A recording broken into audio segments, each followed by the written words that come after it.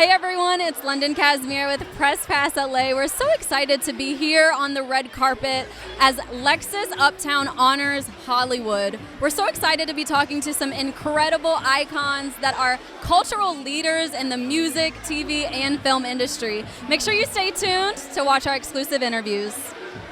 Tell us who you're wearing. Girl, let me tell you something. I'm going to tell you that it was hard for me to get here in the rain, living from so far away. So I got dressed so fast, so I don't even know. It looks good. You look good. We talked last year before you won your Emmy. How does that feel now? Oh, it still feels very surreal. I mean, I'm still floating. How does it feel going into this year? Are there things that you're really excited about? Are there things that you still look forward to doing? You know, I always look forward to work. Let's start there. I'm getting back in the bed figuratively with Ryan Murphy. So we have another project that we're doing. This time I get to work with Courtney B. Vance again. I'm really excited about it. It's very dark. I'm playing something I haven't played before, so stay tuned. You're challenging yourself a little bit with this. Oh yeah, you know what they say, if it scares you a little, run towards it. You have been putting out new music. Yes.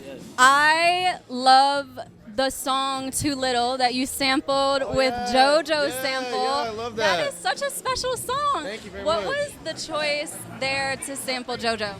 I think I was just kind of like feeling that. That was a situation I was in, and somebody was like reaching out to me, and I hadn't talked to them in a while, and I was like, it's a little late for that, I was like, and I know You go back. Yeah. And JoJo is obviously amazing, and she's an amazing singer, and every time I see her, she always shows love. And I hit her up before I did it. I was like, yo, I'm working on this song. Do you think I could sample it? And she was like, I love it. You're awesome. And I sent her the song, and she's like, it's dope. Such a cool, that's kind of like a dream come true because that song was so iconic. Yeah. And we always love to hear her and then you two together. That was beautiful. She's just such an amazing vocalist, and that's what I'm trying to do with this new EP I just put out called Heads Up, is just bringing back the old feel where people are really singing, being really passionate and emotional, and that's what I grew up listening to, so I always want to represent. You've really been doing this. Yeah, for a long time. I just spoke to Keith Powers at the NAACP brunch, and he spoke so highly of you, working with you on The Perfect Find on Netflix. How interesting was that dynamic playing that role? He's the best, and he's known my family up in the Bay for practically his whole life. So it felt like family, and Dee was around, Ryan was around, and so it was just like cool and respectful, and I think we made some magic. You are the epitome of just grace, and you carry yourself so well, especially in this business, in this industry.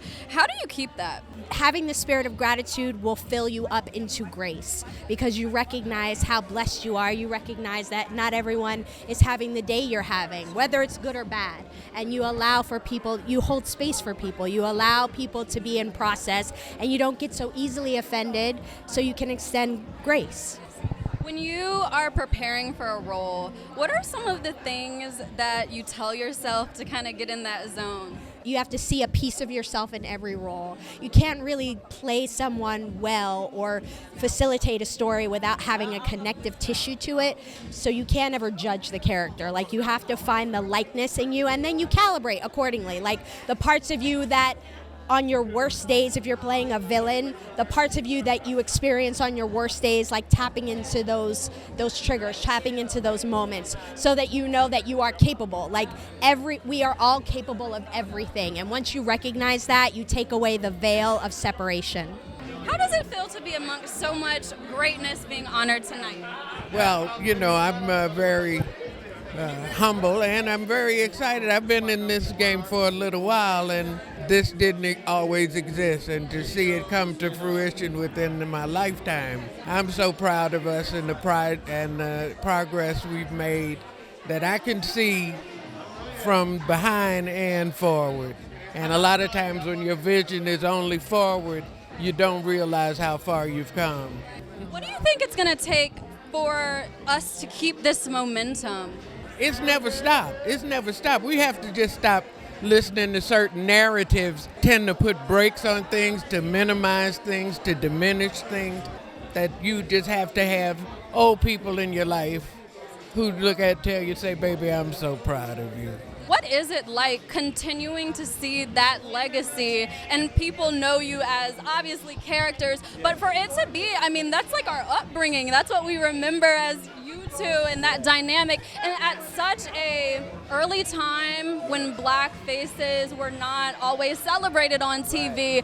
I mean, it feels great. I mean, you know, when I created the show, I just thought it was a time for change for black fathers, especially black single fathers, to be looked at differently.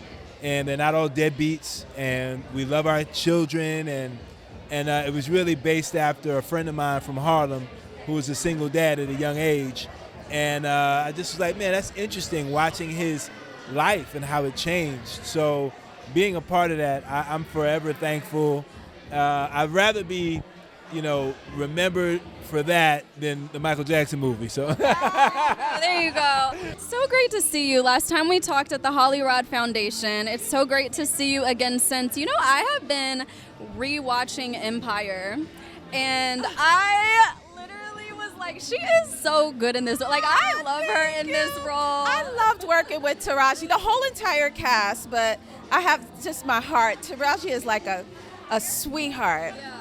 And I loved coming there and the whole entire crew and cast. It was great. What haven't you done yet that you're dreaming about doing in your career?